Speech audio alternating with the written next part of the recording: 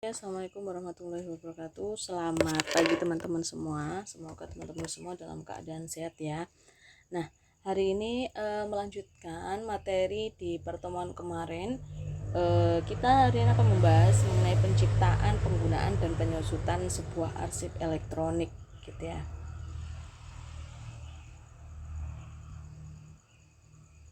Nah, kemudian di dalam penyusutan ada proses dalam pengolahan arsip elektronik begitu. Nah, apa sih sebenarnya penciptaan, penggunaan dan penyusutan arsip elektronik ini secara umum ya memahami sejumlah instrumen yang kemarin kita sudah bahas, yang mana itu digunakan dalam pengelolaan arsip elektronik serta bagaimana sih proses penciptaan, penggunaan dan penyusutan pada arsip elektronik. Nah, selain itu kita juga dapat mengetahui bagaimana perlunya penetapan kebijakan terkait akses terhadap arsip elektronik gitu ya, dan lain-lainnya. Nah, mengenai proses proses dalam pengolahan elektronik ini menjadi kegiatan yang salah satunya menjadi proses-proses penting dalam pengolahan arsip elektronik, yang mana mulai dari capture hingga pada penyusutan arsip elektronik. Nah, dan tidak seperti arsip konvensional gitu ya. Proses kalau konvensional ada penciptaan, penggunaan, penyusutan. Arsip elektronik memiliki beberapa kekhususan yang harus diperhatikan baik oleh pengguna maupun pengelola arsip. Nah, di dalam arsip elektronik ini ada capture. Yang pertama ada proses capture, kemudian registrasi, kemudian ada penyimpanan arsip bisa melalui online, nearline, dan offline. Kemudian yang ketiga terdapat penggunaan dan pelacakan pada arsip elektronik. Kemudian ada pemeliharaan arsip elektronik, dan yang terakhir adalah bagaimana sih penyusutan arsip elektronik begitu. Nah, mengenai proses capture itu apa? Capture itu merupakan proses menentukan bahwa suatu arsip itu harus dibuat ataupun disimpan gitu ya. Nah, proses ini biasanya dilakukan terhadap arsip yang dibuat maupun yang diterima oleh suatu organisasi. Nah, gitu.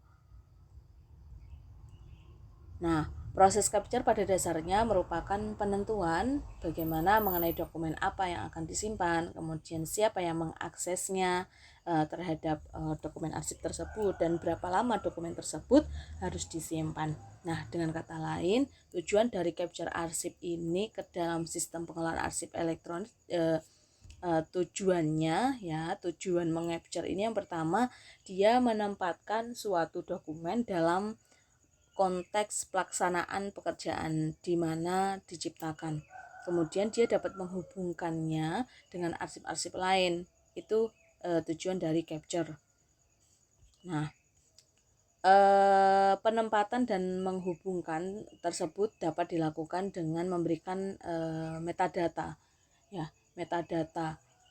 Nah, keputusan mengenai dokumen apa yang harus di-capture, kemudian apa yang tidak perlu didasarkan pada analisis terhadap tugas, fungsi, dan akuntabilitas suatu organisasi seperti itu.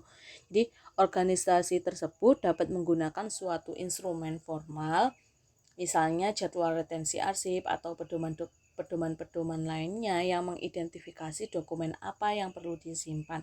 Maka dalam sistem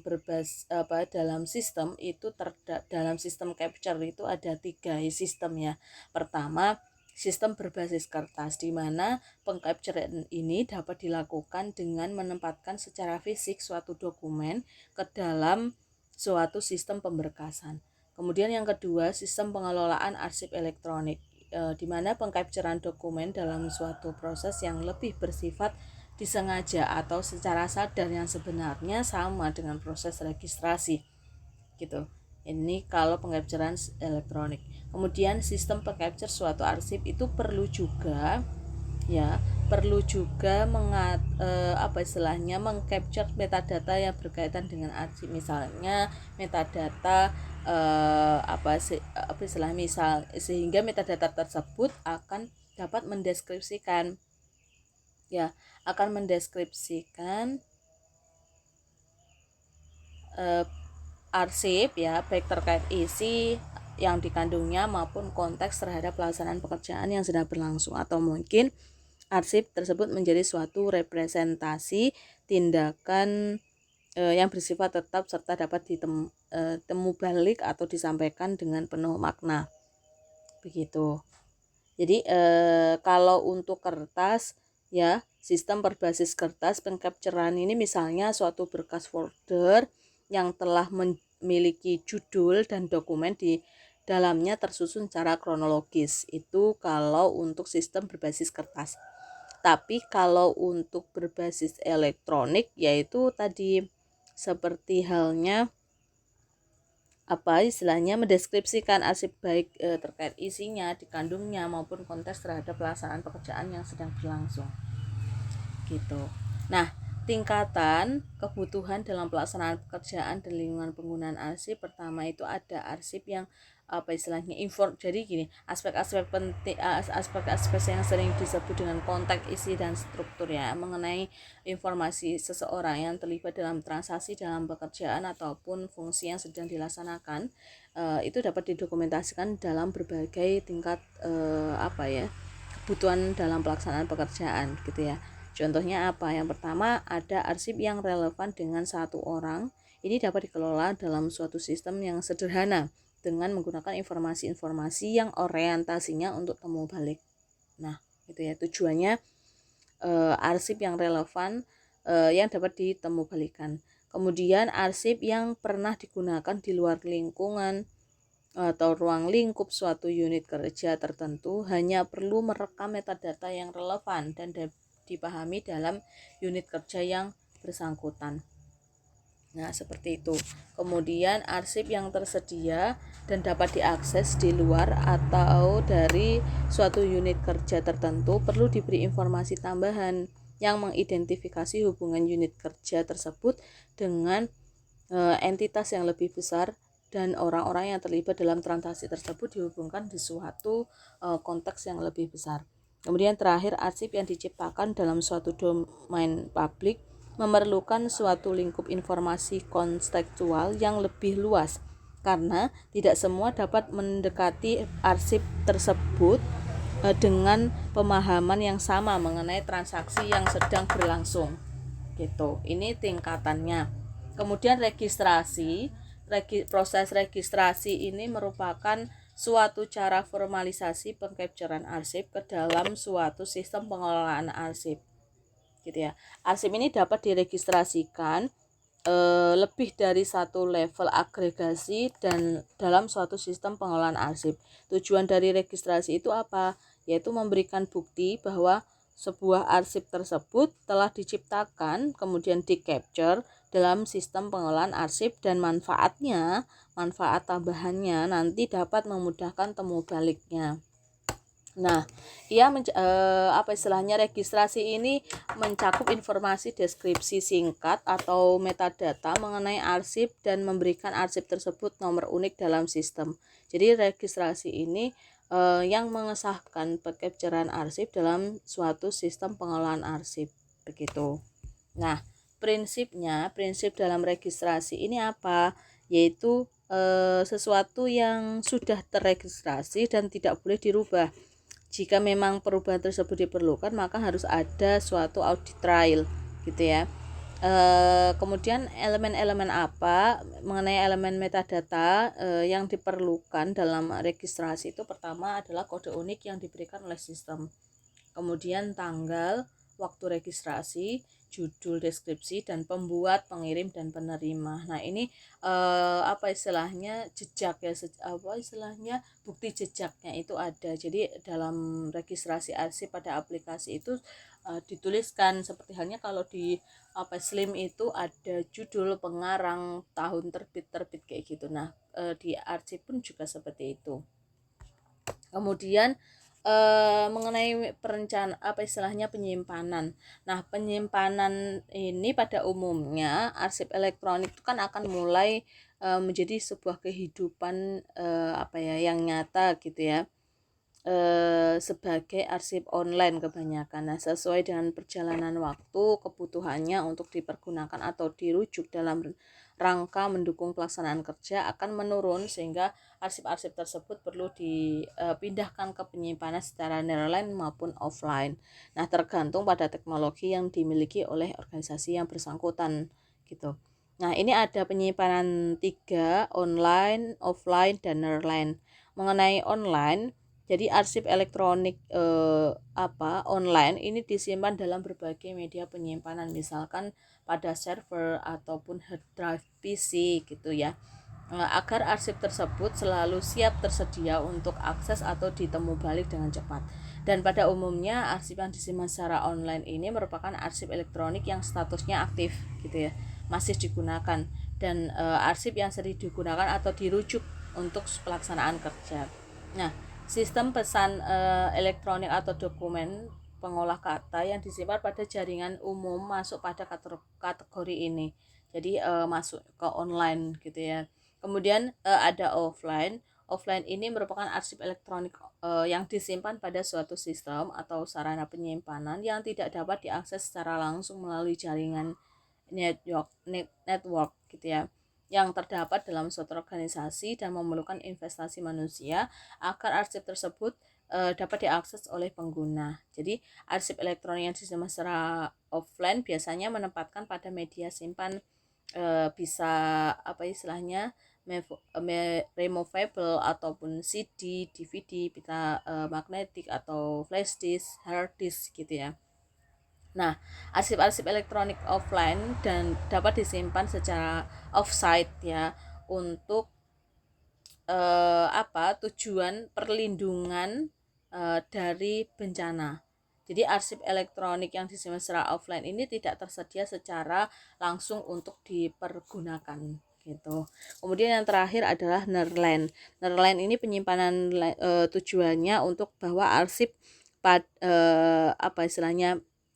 arsip elektronik berarti arsip elektronik yang ditempatkan pada media simpan digital bisa lepas, removable, tetapi aksesnya relatif cepat karena dibantu dengan sistem terotomatis yang dihubungkan jaringan network. Arsip elektronik ini secara teknis dianggap offline, tetapi penggunaan sistem-sistemnya ini yang online gitu ya. Nah, memungkinkan arsip tersebut dapat diakses melalui jaringan atau waktu yang relatif singkat tanpa perlu intervensi tatap muka dengan manusia. Nah, jadi kalau untuk tingkatan ini online itu yang ada kalau piramid ya, ada di nomor 1 gitu ya. Kemudian ada nearline, ada offline. Kalau untuk online ini bisa menggunakan SSD atau hard disk gitu ya, hard disk yang eksternal internal. Kemudian kalau nearline ini tengah-tengah ya, gabungan antara offline dan online gitu. Nah, ini piramid yang ada kalau dipiramidkan gitu. Kemudian mengenai faktor yang penting ya saat menetapkan pilihan penyimpanan dan penanganan, ini ada beberapa faktor. Yang pertama ada jumlah volume dan tingkat pertumbuhan arsip, kemudian yang kedua penggunaan arsip, yang ketiga kebutuhan terhadap keamanan dan sensitivitas arsip, keempat adalah karakteristik fisik arsip, yang kelima ketentuan temu balik, keenam biaya penyimpanan, dan yang terakhir adalah kebutuhan akses. Nah, mengenai mengenai jumlah atau volume, nah pembuatan yang diperkirakan tingkat pertumbuhan arsip itu dapat mengurangi pilihan beberapa fasilitas penyimpanan yang tidak sesuai dengan kapasitas pertumbuhan. Dengan demikian juga media penyimpanan digital untuk arsip elektronik itu harus dinilai berdasarkan kapasitas penyimpanan. Kemudian pilihan terhadap media itu harus sesuai dengan volume dan tingkat pertumbuhan arsip yang diperkirakan. Jadi tingkat pertumbuhan arsip. Kemudian penggunaan arsip ya. Adanya keberagaman dalam penggunaan arsip yang akan menentukan tingkat kebutuhan perlindungan terhadap terjadinya kehilangan ataupun kerusakan, sehingga perlu adanya backup ya sebagai kunci dalam mempertimbangkan pemilihan sarana simpan untuk arsip elektronik gitu ya. Kemudian yang ketiga, kebutuhan terhadap keamanan dan sensitivitas arsip. Ada beberapa arsip itu memerlukan pembatasan akses ya, karena konfidensialitas, kemudian sifat kepemilikan terhadap informasi tersebut, atau mungkin alasan hukum yang itu dibatasi. Kemudian yang keempat adalah karakteristik fisik arsip. Nah, faktor-faktor ini akan mempengaruhi penyimpanan arsip ya, baik itu berat, ruangan, ataupun kebutuhan akan suhu kelembapan yang terkontrol, serta ketentuan preservasi fisik terhadap suatu media arsip. Jadi arsip dalam format elektronik itu mungkin perlu konversi ya, migrasikan. Kemudian media penyimpanan digital itu perlu diperbaharui sehingga arsip-arsip yang diperlukan itu dapat dilindungi dari sebuah faktor kerusakan, bencana, ataupun yang ada di lingkungan serta manusia. Kemudian ketentuan temu balik. Kemampuan untuk ditemu balik terhadap arsip itu merupakan suatu pertimbangan yang utama gitu ya. Jadi arsip yang seringkali digunakan itu akan memerlukan akses ke fasilitas penyimpanan yang lebih mudah, sehingga arsip elektronik itu dapat disimpan dalam berbagai cara yang memungkinkan dapat ditemukan balik secara lebih ya maupun cepat gitu. Kemudian yaitu yang keenam adalah biaya penyimpanan. Biaya penyimpanan ini menjadi suatu pertimbangan biaya yang dapat mempengaruhi keputusan mengenai kebutuhan untuk menyimpan fisik atau elektronik yang disewa dan media yang dipilih untuk penyimpanan arsip elektronik gitu. Kemudian yang ketujuh, kebutuhan akses. Jadi kebutuhan akses ini banyak sekali, terdapat beberapa faktor, misal akses lokasi, struktur bangunan, ataupun peralatan yang diperlukan. Jadi untuk kebutuhan akses itu banyak ya. Kemudian ada memang sistem backup, proses pemeliharaan, ataupun keusangan perangkat keras, perangkat lunak. Nah, ini menjadi sebuah kebutuhan akses. Kemudian pembahasan lagi tentang penggunaan dan pelacakan arsip elektronik. Nah, ini pada penggunaan arsip elektronik itu kan harus mampu mencari, kemudian ada proses penemuan balik, ada penampilan atau menayangkan arsip yang disimpan dalam sistem. Nah, hal ini guna untuk mempermudah penggunaan arsip. Selain itu juga perlu dilakukan langkah-langkah pelacakan arsip agar keamanan arsip itu terjaga. Nah, mengenai penggunaan arsip, jadi sistem pengelolaan arsip elektronik itu kan harus mampu mencari, kemudian menemukan balik, menayangkan arsip yang disimpan dalam sistem ya. Fungsinya untuk apa? Yang pertama pencarian arsip. Jadi ada proses mengidentifikasi arsip atau agregasi arsip melalui parameter-parameter yang ditetapkan oleh pengguna sendiri, sehingga arsip atau agregasi itu serta metadata itu dapat ditemu balik. Kemudian dapat menayangkan atau rendering ya. Menayangkan atau non-rendering. Jadi reproduksi representatif itu terbaca oleh manusia, jadi bisa dilihat. Jadi dari arsip itu biasanya untuk menayangkan secara visual pada layar atau format kopi tercetak gitu. Maaf tipe. Kemudian suatu pengelolaan arsip elektronik itu biasanya mengelola arsip dalam berbagai format file elektronik. Jadi penggunaan itu harus mampu mengakses secara visual semua arsip yang disimpan dalam suatu format melalui antarmuka penayangan yang sesuai. Kemudian tentang pelacakan arsip. Nah, pelacakan arsip itu apa? Jadi ini merupakan kegiatan atau suatu langkah keamanan bagi suatu organisasi yang hanya memastikan bahwa para pengguna yang memiliki izin itu dapat menindaklanjuti arsip ketika mereka telah diberi wewenang. Nah, tujuan dari pelacakan itu apa? Pertama, dia dapat mengidentifikasi tindakan penting yang diperlukan. kemudian memungkinkan temu balik suatu arsip, kemudian yang ketiga mencegah hilangnya arsip, yang keempat memantau bagaimana penggunaannya dalam rangka pemeliharaan, kemudian menjaga keamanannya mengenai sistem sistem serta memelihara audit trail dari transaksi-transaksi yang dilakukan terhadap arsip. Kemudian yang terakhir adalah memelihara kemampuan untuk mengidentifikasi suatu operasional origin dari setiap arsip sehingga sistem itu telah digabungkan dan dapat dimigrasikan gitu. Nah, pelacakan itu ada dua ya, ada pelacakan tindakan dan ada pelacakan fisik. Kalau pelacakan tindakan itu pelacakan yang dapat diterapkan dalam suatu sistem pengolahan arsip elektronik bila mana terdapat batas waktu yang diberikan oleh organisasi.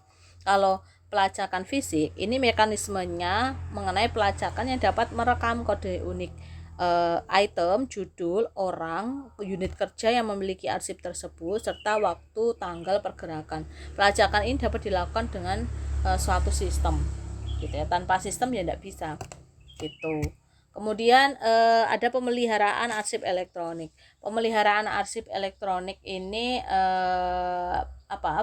merupakan arsip yang telah di-capture ke dalam sistem pengolahan arsip elektronik yang harus dipelihara secara efektif. Tujuannya untuk menjamin keberlangsungan aksesibilitas. Nah, penerapan fungsi kontrol keamanan, penyusutan, kemudian pengolahan arsip hibrida ini akan memudahkan pengolahan arsip yang komprehensif atau otentik. Jadi arsip yang di-capture dalam proses pengolahan arsip elektronik secara efektif itu harus dilindungi dari perubahan terhadap konten, struktur ataupun konteks baik yang disengaja maupun tidak sepanjang daur hidup arsip tersebut dalam dalam rangka mempertahankan autentisitasnya begitu. Nah, kemudian tentang penyusutan arsip elektronik. Penyusutan ini sama seperti arsip konvensional ya. Penyusutan arsip itu didasarkan pada jadwal retensi arsip gitu ya. Nah, penyusutan elektronik itu sama. Jadi jadwal retensi arsip itu kan berisikan kebijakan yang memberikan kewenangan bagi penyusutan arsip baik itu melalui pemusnahan, penyerahan atau penetapan periode peninjauan kembali. Jadwal retensi tersebut juga akan menetapkan mengenai periode simpan dan penentuan tindakan akhir terhadap suatu agregasi arsip gitu ya. Jadi organisasi itu sebaiknya mengkaji tindak penyusutan saat suatu periode retensi itu telah berakhir, bukan memusnahkan secara otomatis, tapi dia harus mengkaji tindakan tersebut. Jadi arsip yang sering dipindahkan antar sistem pengolahan arsip elektronik itu karena berbagai alasan. Ya, ada berbagai alasan yang tidak terkait dengan penyusutan. Misalnya karena migrasi ya ke sistem baru sebagai akibat pembaharuan teknologi atau adanya strukturisasi organisasi, maka dalam semua kasus jika terdapat pemindahan arsip baik itu berupa pemindahan sistem baru ataupun tidak atau pemusnahan arsip dari suatu sistem pengolahan arsip elektronik pada saat yang sama, setiap metadata pengolahan arsip atau metadata saat pengcapturannya ada itu juga harus dianggap sebagai arsip gitu. Jadi ketika migrasi atau perpindahan sistem ke baru ya, dari lama ke baru itu harus diperhatikan gitu kan gitu. Nah, bagaimana caranya? Pertama yaitu dia harus mengidentifikasi suatu penyusutan. Kemudian bagaimana pelaksanaan? Mengenai identifikasi, kebanyakan sistem mengelola arsip elektronik itu mengidentifikasi status penyusutan dan periode retensi dari suatu arsip elektronik pada saat arsip tersebut di-capture atau registrasi gitu ya. Bahwa proses ini sebenarnya dapat dihubungkan dengan klasifikasi berbasis aktivitas dan diotomasikan sebagai bagian dari perancangan sistem gitu. Jadi proses ini memerlukan rujukan terhadap jadwal retensi arsip, mengidentifikasi transaksi, menetapkan transaksi, memberikan periode retensi, kemudian melakukan tindakan penyusunan dalam sistem pengolahan arsip, baru menetapkan sampai sejauh mana kebutuhan untuk tetap menyimpan metadata dari arsip yang telah ditransfer ke suatu lembaga kearsipan atau arsip itu dapat dimusnahkan Gitu cara mengidentifikasi status penyusutan. Kemudian pelaksanaan penyusutan. Jadi arsip elektronik yang memiliki tanggal penyusutan dan tindakan pemicu yang sama itu harus selalu dapat diidentifikasi dari suatu sistem pengolahan arsip. Jadi arsip elektronik yang dipindahkan dari sistem yang sedang berjalan ke sistem yang lain itu harus dapat diakses dan ditemu balik sepanjang periode retensinya. Jadi karakteristik arsip yaitu autentisitas, reliabilitas, integritas, dan ketergunaan harus terpelihara. Jadi arsip yang teridentifikasi itu memiliki retensi jangka panjang yang perlu disimpan dalam lingkungan yang kondusif bagi preservasi jangka panjangnya. Nah, tindakan ada beberapa tindakan ya, ada tindakan penyusutan arsip. Ini yang pertama, pemusnahan fisik secara langsung, pemindahan ke ruang penyimpanan yang telah ditentukan di bawah kontrol organisasi, misalkan pusat arsip organisasi gitu ya. Kemudian ada transfer ke ruang penyimpanan yang dikelola. Kemudian transfer ke sebuah lembaga arsip organisasi yang bersangkutan. Kemudian ada transfer otoritas kearsipan eksternal maupun lembaga kearsipan, misalnya Arsip Nasional ANRI gitu ya. Nah, seperti itu tindakan penyusutan. Kemudian ada beberapa prinsip yang dalam mengatur pemusnahan terhadap arsip elektronik. Pertama, ada pemusnahan itu harus selalu mendapatkan izin. Gitu ya, tidak semena-mena organisasi. Kemudian arsip itu harus dimusnahkan secara agregasi. Yang ketiga, arsip yang sedang dalam perkara atau menunggu perkara hukum itu tidak boleh dimusnahkan dengan arsip yang ketika ia berhubungan. Gitu ya. Kemudian ada pemusnahan arsip yang telah mendapatkan izin, itu harus dilakukan sedemikian rupa sehingga menjaga konfidensialitas informasi yang dikandungnya. Dan yang terakhir adalah apabila arsip yang dimusnahkan itu telah berdasarkan izin, semua akan dikopi. Nah, ini proses ya dari pembuatan, menerima, mengcapture, kemudian ada aktivitas digunakan, distribusikan, kemudian dimigrasikan. Ketika migrasi ini menggunakan beberapa cara, ada online, interaktif, ada inaktif gitu ya. Kemudian dari ketiga itu dapat dikaitkan, didisposisikan gitu kan. Apakah ini menjadi sebuah arsip atau destruction gitu. Inilah yang istilahnya yang diperlukan dalam kegiatan proses ya pengelolaan arsip elektronik. Kemudian setelah proses pasti kan ada pengembangan kebijakan akses dalam lingkungan elektronik gitu ya. Nah, apa yang dibahas mengenai konsep aksesnya, hubungan antara akses dan arsip, kemudian arsip publik dalam lingkungan elektronik itu bagaimana, kemudian pengembangan kebijakan akses bagaimana, dan penerapan kebijakan aksesnya itu bagaimana, begitu. Nah, mengenai konsep jadi gini, akses itu kan akses ke informasi, misal pemerintahan itu kan saat ini dipandang sebagai hak warga negara ya. Karena dunia itu kan negara di dunia itu kan sebagai hak warga negara. Tapi hal tersebut tidak selalu terjadi. Bahwa akses ke arsip pemerintah atau informasi yang dikandungnya biasanya dilihat sebagai hak khusus bagi pegawai pemerintah dan para pejabat pemerintah. Nah,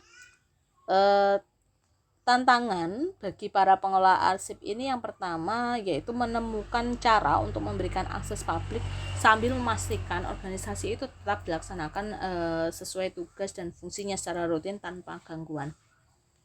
Jadi konsep arsip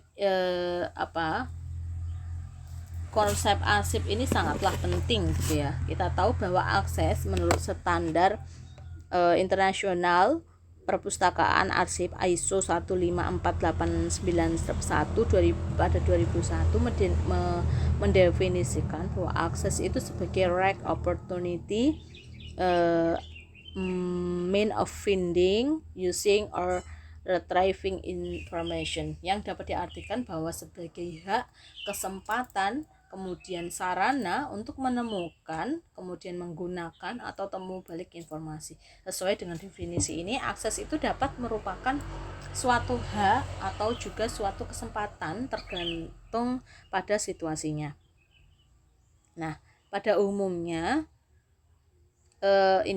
Jadi hak untuk mengakses informasi biasanya berasal dari jaminan konstitusi ya, yang menghendaki komitmen suatu pemerintah untuk menyediakan akses terhadap arsip resmi kepada warga negara.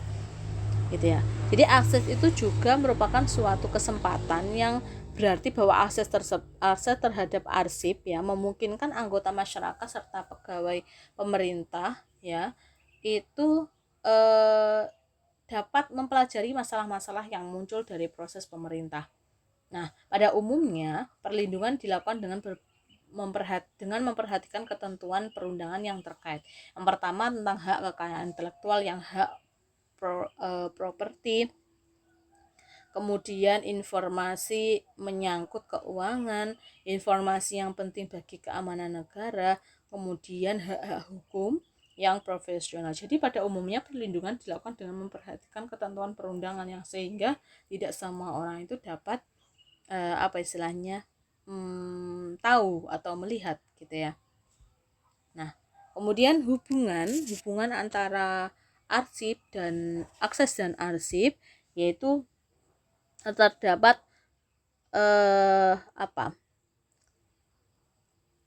apa yang diinginkan untuk arsip gitu ya, bahwa akses terhadap informasi dalam kenyataannya biasanya berarti akses terhadap arsip. Tanpa adanya sumber dokumenter, badan publik itu tidak bisa menjawab pertanyaan atau memberikan informasi kepada publik karena banyak ketentuan perundangan yang menetapkan batas waktu pada suatu informasi ataupun dalam pencarian informasi untuk mematuhi perundang-undangan yang ada. Akses terhadap informasi dalam kenyataan biasanya berarti akses terhadap arsip. Jadi pengelolaan arsip yang efektif itu merupakan salah satu sarana penting untuk memastikan bahwa lembaga itu dapat menemukan informasi yang tepat pada waktu yang tepat dan biaya yang minimal terjangkau gitu. Jadi akses ke arsip pemerintah secara khusus ini sangat penting ya, mungkin lebih penting daripada arsip organisasi swasta karena mereka dapat memberikan informasi secara langsung yang relevan dengan hak-hak dan kebutuhan warga masyarakat gitu ya. Nah, apa saja arsip-arsip itu mengenai arsip publik, yaitu ada arsip akta kelahiran, arsip identitas diri, arsip migrasi atau kewarganegaraan, arsip pendaftaran pemilu, medis, kepemilikan lahan tanah, kemudian KK, kependudukan, kepegawaian, dana pensiun, izin mengemudi gitu ya, arsip kepemilikan kendaraan dan lain-lainnya. Jadi arsip publik ini biasanya berperan sebagai informasi atau bukti gitu ya. Informasi yang tersedia dalam arsip ini memberitahukan kepada warga negara transaksi yang telah dilakukan atas nama mereka. Nah, kemudian arsip publik. Arsip publik ini berperan ya sebagai informasi dan bukti bahwa informasi yang tersedia memberikan warga negara dalam memberikan transaksi yang telah dilakukan atas nama mereka, bahwa arsip tersebut yang dapat memberikan pernyataan. Nah, bahwa untuk menjalankan perannya sebagai informasi sekaligus bukti, maka suatu arsip itu harus autentik, reliable, kemudian dapat dipercaya ya. Dengan demikian arsip tersebut perlu dilindungi terhadap perubahan-perubahan yang tidak sah atau perubahan serta dijaga agar tetap dapat diakses dan dipergunakan selama masyarakat itu membutuhkan. Gitu. Kemudian yang perlu diingat yaitu dengan memiliki informasi yang berharga secara langsung, hal ini memungkinkan seseorang itu dapat melaksanakan pekerjaan sehari-hari serta dapat mengkonfirmasi hak dan tanggung jawabnya, kemudian dapat membeli ataupun yang lainnya ya, yang dengan memilih dengan hak-hak yang ia miliki gitu tadi gitu ya. Nah, mengenai dari itu kita memiliki akses publik dalam lingkungan elektronik ya. Pertama, dia menyediakan akses publik dan lindungan privasi informasi yang terdapat dalam arsip elektronik, di mana dia memiliki sebuah tantangan lebih besar daripada menyediakan akses informasi yang terdapat dalam arsip kertas. Jadi nilai dari arsip perubahan dari waktu ke waktu serta kepentingan umum dalam berbagai hal yang timbul Nah, ini menjadi salah satu tujuannya gitu. Nah, permasalahannya apa? Permasalahan dalam memberikan akses publik terhadap arsip elektronik, pertama, akses yang dipengaruhi terhadap perubahan teknologi yang digunakan itu apa istilahnya, berkaitan dengan pembuatan, pengelolaan, penyimpanan seperti itu. Kemudian memberikan akses ke arsip elektronik dengan membedakan berdasarkan jumlah kopi ataupun versi dari sebuah arsip. Kemudian yang ketiga, perangkat keras, perangkat lunak yang dibutuhkan untuk menyediakan akses ke arsip itu menjadi salah satu permasalahan. Dan banyak lagi permasalahan-permasalahan dalam memberikan akses publik terhadap arsip elektronik.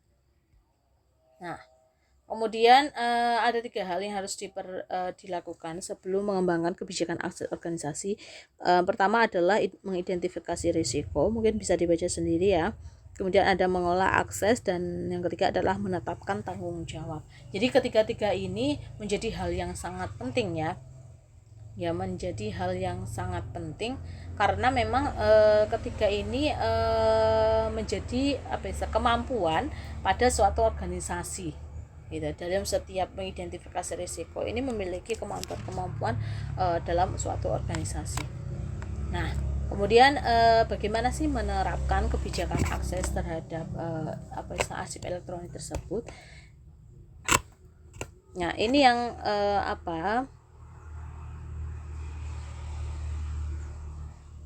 jadi kebijakan yang ditetapkan organisasi itu harus meninjau semua dokumen yang diciptakan untuk memastikan bahwa bahwa dokumen tersebut lengkap dan akurat gitu ya. Selanjutnya organisasi mungkin dapat mencoba untuk menguji kebijakan yang ada terhadap peminatan akses terdapat dukungan manajemen senior, kemudian keterlibatan secara langsung, memberikan pendidikan dan pelatihan langsung ya kepada semua petugas, kemudian melaksanakan pertemuan secara teratur dengan semua personel gitu ya. Ada melakukan pemantauan serta melakukan evaluasi terhadap proses akses secara teratur. Nah, ini menjadi salah satu pelaksanaan aktual dari kebijakan akses yang berhasil. Nah, mungkin itu saja penjelasan-penjelasan terkait penciptaan, penggunaan dan penyusutan arsip elektronik gitu. Mungkin sekian dari saya, semoga bisa bermanfaat untuk teman-teman semua. Terus dukung channel ini untuk memberikan informasi-informasi terkini tentang arsip elektronik, bahwa arsip elektronik ini menjadi suatu hal yang sangat penting ya. Bagaimana cara menciptakan, menggunakan, menyusutkan arsip elektronik, karena ada beberapa proses yang dilakukan sebelum bagaimana bisa diakses, dikembangkan kebijakan akses dalam lingkungan elektronik. Sekian dari saya. Wassalamualaikum warahmatullahi wabarakatuh.